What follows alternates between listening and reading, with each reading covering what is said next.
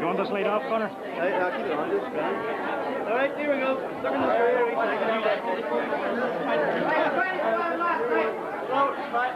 once again. I don't have We're at the Old Letterkenny Reunion here in downtown. And we're here now. We met John McGrannon back from London. John left Letterkenny many years ago. And we'd like to ask John now his memories when he was a young boy, when he left Ballymacool Terrace, and to give us the memories about the Mill Dam and the sandbeds. John, give us some. Well, it's all changed, as the people in Letterkenny know. When I grew up in Letterkenny, it was a hard town. We had no swimming pools, which I think today you've got one. There's no traffic lights as well. But we used to swim in the river, the sandbeds, the Carry, the Plum Hole. But we all learned to swim anyhow. And we were a very friendly crowd from Ballymacool, the back road. The foot of the town were very happy people those days. As I say, it was a hard old town, but we managed anyhow. We were very friendly, and as I say today, times have changed. You've got swimming pools and you've got traffic lights, and I wouldn't know them anymore. But I'm glad to be back anyhow. We're going to ask Thomas Sweeney now, who from Philadelphia left many years ago from Letterkenny. And Thomas, could you tell us when you left Letterkenny, how many years ago you have left? I left in 1954. That's 40 years now. I see some big changes in Letterkenny since then. All for the best, of course. And I want to take this opportunity to thank you people for putting on such a great show. Last night was just terrific. I don't know how you did it. That was great. Yeah. Thomas, you've been away so many years now. And did you ever realise that you'd ever meet so many Letterkenny people again in your own town? I did not know. I probably saw people last night we probably won't see in a lifetime again. It was very, very, very interesting. Yes, very good. I saw the Dugans, and John Dugan I haven't seen for about 44 years. And Tommy Fletcher, I haven't seen him for about 44 years. That's just great. You just can't describe how that feels, you know, when you meet people like... But I'm delighted today. I have met a few of them, and we've got Frank Dugan back from Australia. And I'd like to ask him a few questions. Now, Frank, I would like to ask you, could you tell me when you first left for Australia and left Letterkenny, and your memories? Well, I left Letterkenny on the 12th of November 1944. I was hired with my brother here. We were kicked out to the north a few times. Used to see that. Anyway. Well, anyway. You worked, I'm sorry, I think in your younger days the work was hard to get, and you worked all over the north, yeah? I didn't go to Australia till 1961. Yes. And I spent about 32 years there, and now I'm back in Letterkenny, and me and my wife fixed up the house in the old town, and we're settled in there.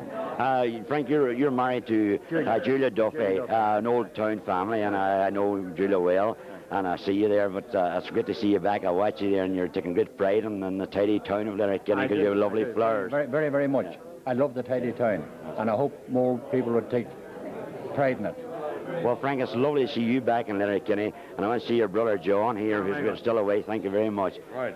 John, your brother Frank's, and you went to Australia also. What changes have you seen in Letterkenny since you went away? Well, I think there was 10 cars in Letterkenny, maybe 3 trucks, big heaps of horses and carts, bicycles and high-water chest screens with a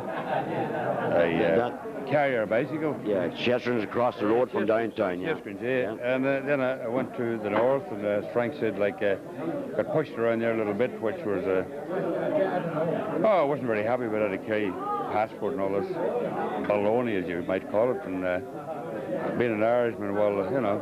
Anyhow, went to England, then went to Australia in 49, and got married in 57. But 57. I got a nice wife, a good wife, and 3 daughters. And John, and I'd like to ask you, after so many years away from home, you've come home here for this weekend. What's your memories of this weekend and last night? You know, meeting so many old friends again. Well, people like yourself said to me, you should know him, you should know him. And like after 50 years, I don't know, the memory's starting to deteriorate or what's, but like, if he's a Dugan, you know him. Yes. Because we're all look alike, but some bloke that you haven't seen for 50 years, well, let's face it, well, he's changed, his hair's gone grey, and, I don't know if something got dyed or not, but... I don't know. As we stand here today in Letterkenny, we talked to another immigrant who's far away, Father Yugo Duffy. And Father Yugo, I'd like to ask you now, you've come back for the old reunion, and what's your feelings of this weekend? Well, I think it's fantastic that you people have been able to provide us with a gathering where we can come back and meet old friends and feel at home. I think that's just wonderful. Father Yugo, I spoke to your father, Mick Duffy, who's a good friend of mine, and we talked about old memories the last day. And what's your memories of your old Letterkenny when you were going to school? I see a lot of your colleagues all sitting around here today, and watching your ceremony last night, which was a lovely ceremony. You mentioned a lot of old names. You brought a lot of memories back. And what's your memories of old Letterkenny? That's very difficult to kind of put in a few words, but what I remember about Letterkenny was the town that we played football up and down the street, and the town that we brought the cattle to and from the Isles, and we had a farmhouse across from this pub here. They used to call it the Wallsteads, and I remember that, you know, vividly, bringing the cows up each morning and then later in the evening. And the first big change in Letterkenny that I noticed was when on a certain morning I was bringing the cattle up to be milked, and we were passing Rotten's pub, which is now Pater McGeehan's, and they put a marble in the front of the pub. And when the cattle saw the marble, they saw the reflection in it, and they went berserk, and they ran down the road. And this went on for about half an hour, and this gentleman was coming up the town and he saw this tremendous predicament I was in. He ran down. He automatically knew who I was. Ran down, got my father, my brothers. We'd tie every cow and pull them by Rodden's pub. That was the last time we came up the main street with the cattle. Now that's a recollection I have of the old Letterkenny that began to change. You've seen many changes now in Letterkenny. What's your changes now since you went away, Father Duffy? The changes in Letterkenny? Yes. Well, of course, the big changes are the physical changes. You know, the buildings that have gone up, the health and welfare offices that are built on the little farmhouse that we had. That's a dramatic change. Changes. There's so many changes. It's very hard to sum it all up. Well, Father, would you think this weekend that it's a wonderful occasion that we've brought back all these memories to meet all your friends, and would you believe now that Letterkenny hasn't changed because the memories are still there? We have relived everything this weekend. How's your feelings on that one? All right. Well, certainly Letterkenny has changed, and it has to change, and that's life. It's amazing that this town, that's such a fast-growing town, could at the same time be such a town that has a great sense of bonding between the people that lived here. And it's remarkable that you people could arrange an event like this where we could come home, meet our own friends with whom we played and worked and grew. The fact that you could achieve that in a town that's changing so fast, I think that's a remarkable achievement. And for that, I think there's something unique there that we ought to emphasize. Father Duffy, finally, just describe last night's lovely occasion when we've seen first time for many years, we've seen so many Letterkenny people in the church of our town, to see them standing outside. You could describe last night a little bit for me before. Well, I was celebrating the Mass with other priests, so I don't think I got the full feeling of it that you would in the audience, in the congregation, because in the sanctuary the acoustics are not so good. But the feeling was powerful. And to me, the high point of the liturgy was that Panis Angelicus, which was sung by Tommy Fletcher, right? And then you had the three old Letterkenny faithful who were providing the counterpoint behind. That was an after communion, when the people had received what we call as Catholics the body of Christ. And you had this tremendous singing in tribute to that. I don't know how to describe that, but it was just powerful. It was like a mystical experience, quite frankly. I think it was a lovely occasion last night, which I also remember you mentioned a gentleman who sat back very quietly and put a lot of work into it, Dan McDaid. Yes. Well, Dan McDaid is the only layman I know who knows more about the liturgy than any priest that I know. And he put a liturgy together that was just superb. And I've worked with Dan on a few occasions before, my mother's death and then my sister-in-law's death, and I could just sit down with Dan McDaid and listen to him telling me what would be the most appropriate hymn for the situation. And I mean, and he would do it in a very modest way, but he has a touch that's just special. Well, Father Yugo, we're delighted that you're back from all the way from America.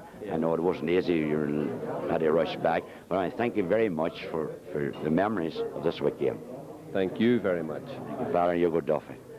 As we're standing downtown here today, we're talking now to Tony Green, who's from New Zealand. And Tony, I'd like to ask you, many years ago you've left. I see a lot of your friends here from New Zealand this weekend also. I think it was 49 I left here, 48 or 49, I'm not sure, my memory's not so good, but I've been in New Zealand 31 years.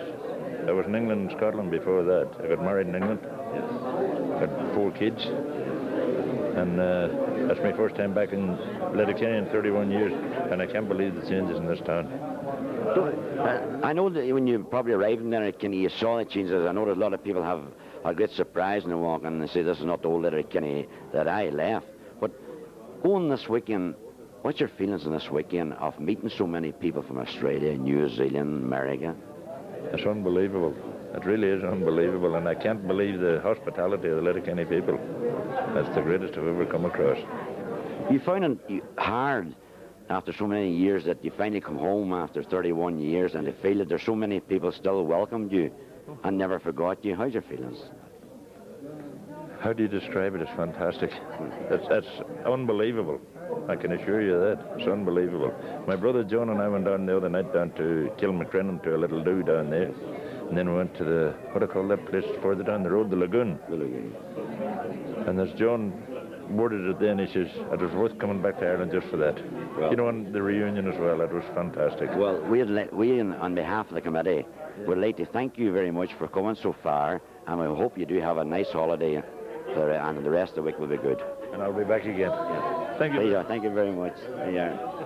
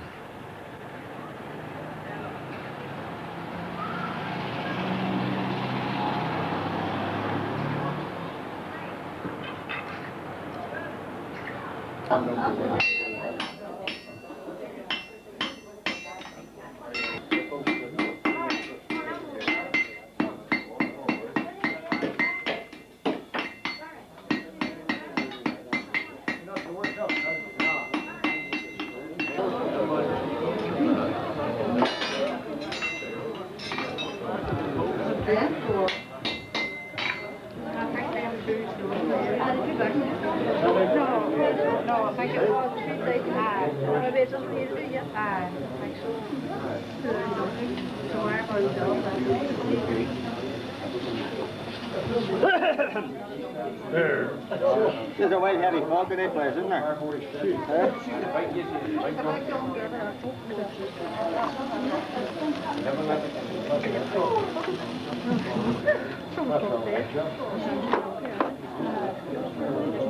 No.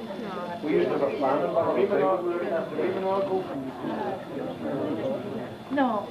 we used to have a plan, but even all go from you. Remember in your room that job? No call for aftershave. No call for aftershave at all. No need for aftershave or nothing. Great job when you get into a crowded cafe. I just sit down and everybody makes room for you. Aye. That's not good to read no. Or you get to the pub there and you go up to the bar. Everybody just stands back and lets you get served. Come here, sit there. You want to sit?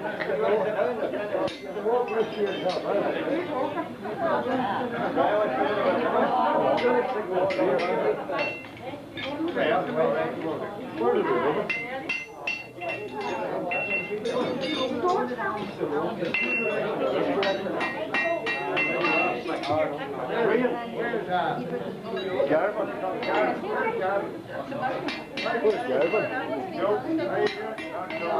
There you go, fella. What are your brown?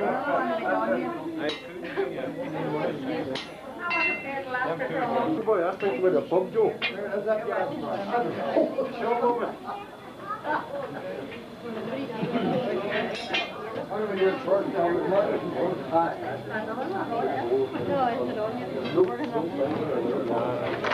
Who must have said on the clergy went on their knees to make a living, eh? Hey? Who must have said on the clergy go on their knees to make a living?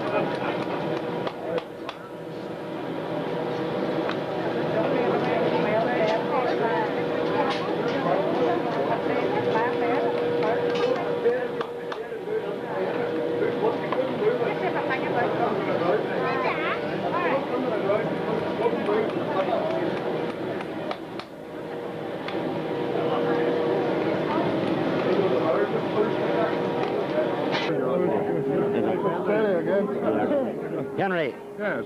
Your fond memories of the forge, and your father the horses, and you remember the old first hearse that your father had drawn by the horses. Could you recall some of those memories to us?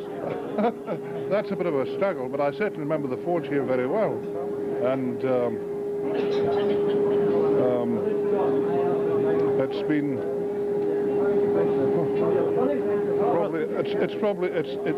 it's at least 40 years since I've been inside this building. Yes. This brings good memories back, Henry. Oh yes, it brings a lot of memories. Yes. Well, Henry, your father had two horses, and one of them had a white face. Yes. And I'm told that the driver of the horses, he took a shoe polish with him and painted the face on one. Is this true? That's perfectly true. Yes, perfectly true. Willie John Haggerty carried a little tin of black boot polish. Yes, it's perfectly correct. Yes. Well, thanks very much, Henry, for coming tonight. Well, we're standing in the old forge today at Lower Main Street for the Old Letterkenny Reunion. We have Joe Boner here, famous Joe Boner, and Mick Dunleavy. Joe and Mick has many a story to tell about the old forge. We're very grateful for both of them to be here tonight and opening this forge and helping us. And I'd like to ask Joe now for his memories of the forge, which I'm sure Joe has many. Joe, could you tell us many as the time you sit in the forge, watch the shoeing going on? I have sat in the forge many times watching it going on, but very, very little times, because I was always involved in it when I was about 9, Jimmy. And I'm 60 now, and that's the way we were brought up in a forge. And Donegal Street. When I came here to Letterkenny, I was very good with George here, Philly. And we were always good neighbours. We always enjoyed each other's crack. And then Mick came. And shortly after I came, he came. And we had always good crack. And we enjoyed every day we were at the bottom of the town. And that's why we're very pleased. We've been down to help you any way we can. I know, Joe, coming back, it takes great memories back, because I know you live in the foot of the town, you're a part of the foot of the town, and you're a great friend of George's. And there's many as a story and many as a day told here, and many as a fun. Joe, I'm told that many as a film star stopped here looking for directions. Is that true? I would think so. Aye. But they may have stopped with Sticks Dunnigan up at the corner there first. And if they give Sticks to Bob or a Bob, he would send them the right road, and if they didn't give them anything, he would send them the wrong road. But they wanted what the wrong road called here. Aye. I think you all have answered right to the way.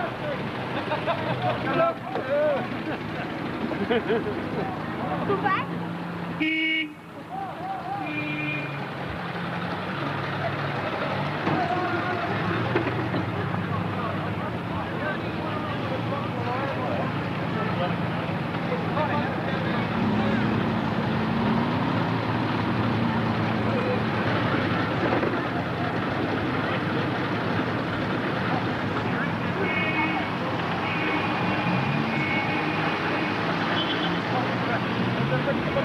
Bye-bye.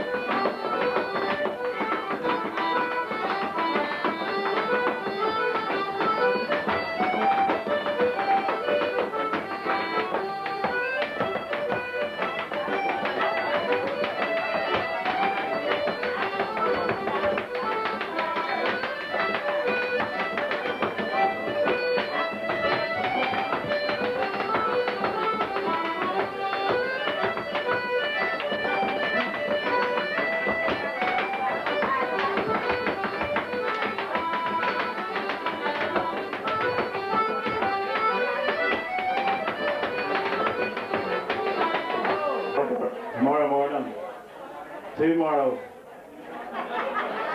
morning. Thanks very much, everyone, and I hope you're all enjoying yourselves. And tomorrow night, we would ask you to be in the grill early because we're expecting a bumper crowd, so if you could be at the Golden Grill by 10 o'clock tomorrow night. Thanks very much. Well, so you can give them a round of applause there. Happy birthday to you.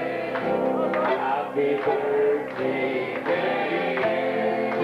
Happy birthday, dear Charlie. Charlie Collins, you're 62 today. Hip hip! Hip hip!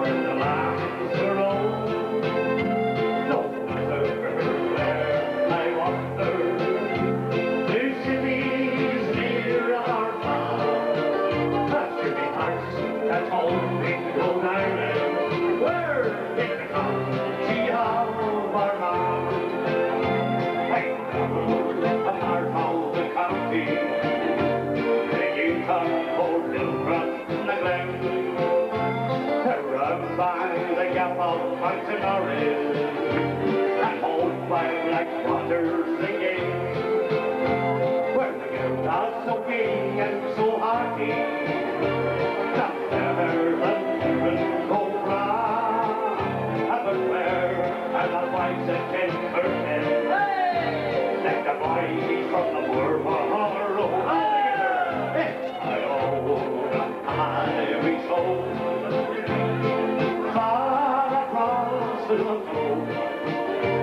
Hello, I'm out and flirting, or in the lands alone.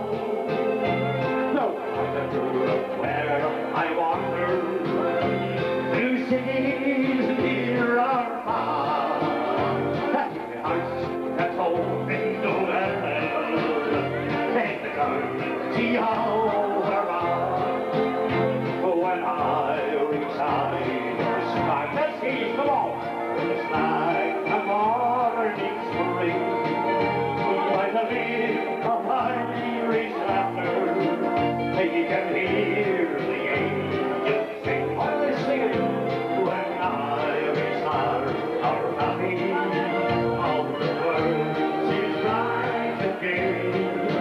But when Irish hearts are smiling, should it steal your heart away?